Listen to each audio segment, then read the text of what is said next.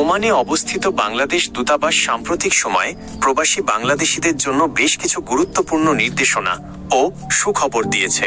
নিচে আপনার জন্য প্রয়োজনীয় তথ্যগুলো তুলে ধরা হলো। জরিমানা মওকুফ ও ভিসা নবায়ন। জুলাই 2025-এর আপডেট অনুযায়ী দূতাবাস জানিয়েছে যে প্রবাসীদের মেয়াদোত্তীর্ণ কাজের ভিসা নবায়ন এবং নিয়োগকর্তা পরিবর্তনের ক্ষেত্রে সব ধরনের মাসিক ও অন্যান্য জরিমানা মওকুফ করা হয়েছে।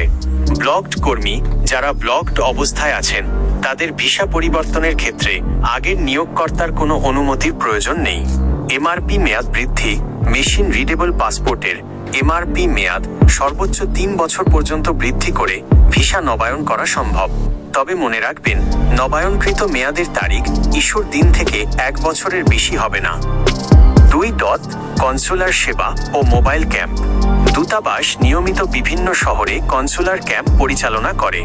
2025 সালের ডিসেম্বর মাসের সাম্প্রতিক কিছু সেবা ও সফর: সালালা ট্যুর 3-7 ডিসেম্বর 2025, সুর জালান ট্যুর 11-13 ডিসেম্বর 2025। এসব ক্যাম্পে পাসপোর্ট এনরোলমেন্ট, ডেলিভারি এবং আইনি সহায়তা প্রদান করা হয়। 3. জন্ম নিবন্ধন ও ফি। জন্ম নিবন্ধনের জন্য নির্ধারিত ফি 2.00 ওমানি রিয়াল। যাদের আগে জন্ম নিবন্ধন করা আছে তারা সংশোধনের জন্য আবেদন করতে পারবেন। 4. জরুরি যোগাযোগ ও হটলাইন নম্বর। যে কোনো বিপদে বা তথ্যের জন্য দূতাবাসের এই নম্বরগুলো ব্যবহার করুন। জরুরি হটলাইন: মোবাইল, হোয়াটসঅ্যাপ 9681919785 শুধুমাত্র অতি জরুরি প্রয়োজনে যেমন দুর্ঘটনা। সাধারণ অনুসন্ধান: হোয়াটসঅ্যাপ 968191800621, ভয়েস বা টেক্সট মেসেজ। শ্রমকল্যাণ শাখা 968246035114।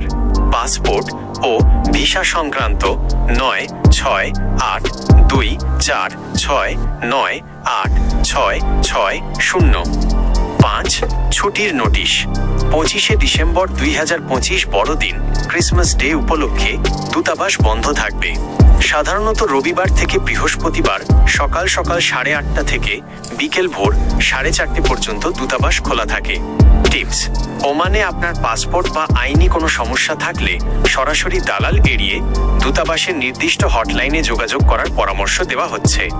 আপনি কি আপনার পাসপোর্ট নবায়ন বা নির্দিষ্ট কোনো সমস্যা নিয়ে তথ্য খুঁজছেন?